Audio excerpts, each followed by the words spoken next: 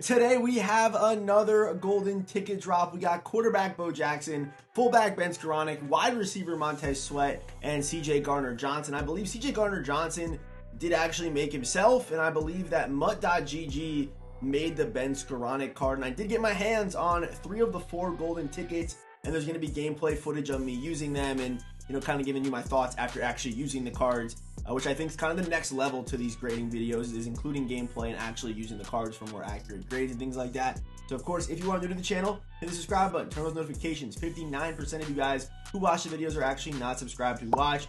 And of course, if you are playing Madden 24 through the summer or are going to be playing Madden 25, make sure you are subscribed. First up, we got CJ Gardner-Johnson. This was one of the cards that I did try out. He did play pretty well. I really do like his abilities a lot. As he is able to get bottleneck for 0 AP. So if you're someone that, you know, has him playing safety or even wants to just play him in the slot, bottleneck's good for those, you know, press man schemes that are kind of running Mutt right now. Reinforcement also is huge. Reinforcement is huge. I do usually like pairing reinforcement with a zone KO. So I do wish that maybe like Lurk Artist instead was mid zone, but you know, they did a good job with this card and making it so he's able to really play anywhere. He can play over the top effectively, can be a slot corner effectively, can be a user effectively, can kind of be a guy that does both effectively. So really good abilities on CJ Gardner-Johnson. However, his build 5'11", I didn't notice him getting just straight up beat in man-to-man coverage against primarily tight ends in the game I was playing. I think Gronk may have beat him like twice or something like that. I did have a clutch hit stick after he got beat, and I kind of saved the game for myself. Yeah, the stats on CJ are really good. However, I think his build does knock him down 1. I do think so. I think there is value in still having tall DBs, like 6'3", 6'4". To me, is like that perfect height. Obviously taller, sure, but 5'11", 210, good weight, great stats. I'm gonna give CJ Gardner-Johnson 19 stars. I think his abilities are really good. I feel like he's just missing one thing. And that one thing to me is, I mean, he does get deep zone, but I wish he was able to get mid zone.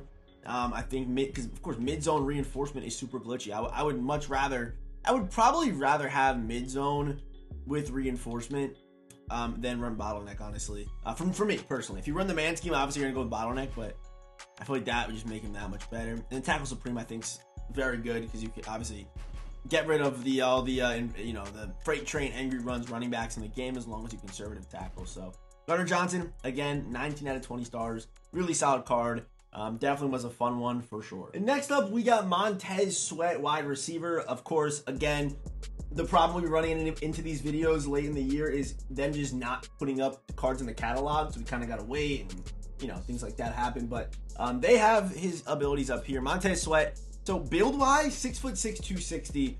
If you want a tall receiver, great. You know, some people this year, they're not big fans of the tall receivers because of KOs, but I like having one of them, and obviously 6'6", 260.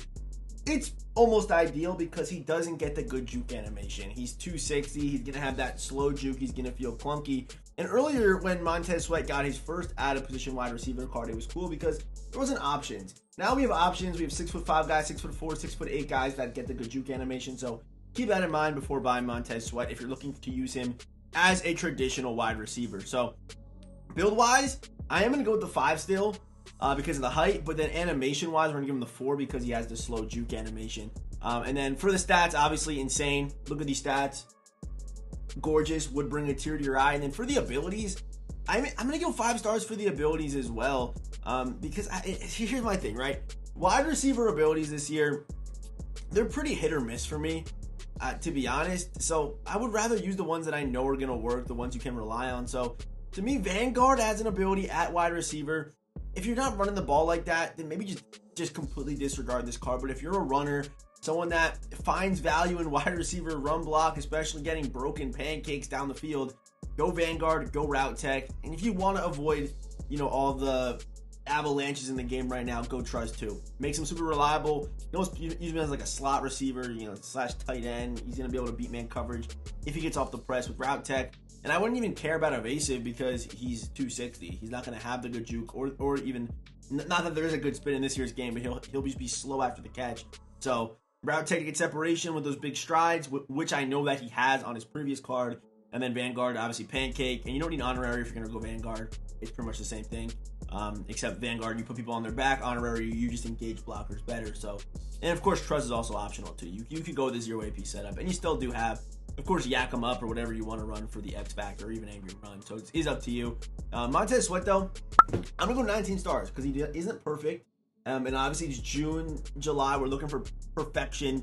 So, yeah, I'm going to go with 19 stars for Montez Sweat. And still, he is kind of a niche scheme wide receiver, as you need to put him on a team where he's going to be run blocking and, you know, utilizing his Vanguard, which hopefully makes sense. And next up, we have Ben Skowronek. And I got to be honest, this is probably my favorite card that came out today. Ben Skowronek is a stud. Me personally, I love like these utility guys, fullback / tight ends that can play multiple positions on your team. You can kind of sub them in cheeky position to take advantage of matchups. Like, I love these utility guys so much, and Ben Skowronek is just no different. He's one of the better ones we've seen in recent years here. 6'3", 224 pounds. So yes, he's a good size. He's built like Eric Dickerson pretty much. Okay, that's the comp. The Ben Skowronek comp is Eric Dickerson, for those who are wondering. But of course, the man also has just insane stats. I mean, he can pass block, he can run block, can truck, can juke, can impact. It's all there. He's got crazy hands, good catch in traffic. Pause, but from the crazy hands there. But good break tackle, good route running. I mean, he can literally do everything besides play defense. But he's a fullback, so it doesn't matter. And yeah, so stats easily. 5-star for Ben Skowronek. That one's not even a debate, okay? Build also 5 stars. He's 6'3", 224. And you're probably wondering, his weight might be a problem with him being a fullback when he's going to pick up linebackers. No, because he gets Vanguard. He gets Vanguard for free. You don't even need to run routes if you don't want to. If you know you're not going to use him as a pass catcher, then don't even run one of these abilities. Save your AP. Just go evasive. Again, he moves like Eric Dickerson, and he gets Vanguard. So if you know you're not going to use him as a pass catcher, just save the AP there and go with this. I knew I was going to split him out wide. I have one clip of me beating him, him beating a corner on the outside and running a streak for a touchdown. But even though he has a little weight, this card consistently pancakes. Don't worry about that. Evasive, got the good juke animations, all that good stuff. And then, yeah, yak him up as the X Factor, because why not? And here are the team chems. New Houston Texan, I believe, and then Rams as well. So, Skowronek, Mud.gg, good job on this one. This is a 20-star A+ card. Beautiful Ben Skowronek. He might stick around. He's a super fun card. Again, I love these utility guys. Next up, we have QB Bo Jackson. So when it comes to quarterbacks, I'm planning on doing a quarterback tier list this week. And I've kind of been in this weird spot because I feel like there's a lot of good quarterbacks in this game, but do we care that much about saving AP on a quarterback? Because Bo Jackson, stats are great. We know Bo. We've played against Bo. I've used Bo for like 5 of the months this year in MUT, pretty much. It's felt like at QB. So I got a good feel on this guy. Traditional 4, we all know he moves great, plays great, good as a runner. You're going to see a clip of me just housing someone with Bo Jackson, which I've done millions of times this year, but great stats. 99 throw under pressure, which was the big hole on Bo Jackson's old card that people debated. He can't hit throws under pressure. Okay. But 6'1", 227. Okay, we get all that. But it comes down to the abilities on Bo Jackson. And what I have right now, what we currently have constructed is a 5 AP setup without gift wrap. Obviously, there's guys like Brady, Moon, Alex Smith that you can build for cheaper, but there's still those guys like Lamar, RG3, Doug Williams, and now Bo Jackson, where you can, like, if you're willing to put the AP in, they're as good as those guys. So how do you rank these cards? Do you care about the 0 AP or 1 AP setups that Brady or Alex Smith or Moon can get, or do you just try to build like who's the best with the AP that we can work with? And I don't know the answer to that question, honestly, because I really enjoyed Bo Jackson today. I think he played great. For me, this is enough. Obviously, he doesn't have tactician, so I am going to knock him down 4 AP for abilities. Sorry, not 4 AP, 4 stars for abilities.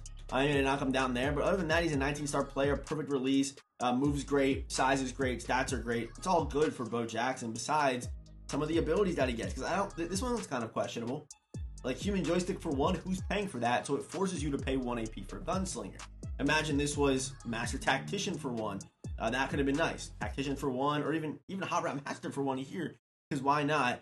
And then you could always just pay for Gunslinger here, and you still save an AP, and it's 3 AP or 4 AP instead of 5 AP. And then here are the 0 AP abilities. Again, pretty solid. I think Truz is definitely one you should go with if you're going to run with this card. And most likely, if you're adding Bo, you're going to be running with the card. And again, there's an alternate universe where you can go with this setup where you can just go with something like this and run Bo for cheaper, and you have a 2 AP setup on Bo, and if you want to go gift wrap for 3, you can do that. But then to me, you're missing Truz, and I think Truz is a very important ability on a guy like Bo. You want to run, you get Bo because you want to run with Bo. So yeah, I think this card played great. You guys are watching some of the clips. He played great, played like Combine Bo. I'm sure Combine Bo could still play like this Bo. They're pretty similar to it. Obviously, it doesn't have the Truz or the angry runs, but still a fun card. I'm gonna go 19 stars on Bo Jackson. If for some reason you want to use Bo again this year, go for it. But of course, thank you for watching today's video. Let me know what you guys think in the comment section, and as always, I will see you boys in the next one.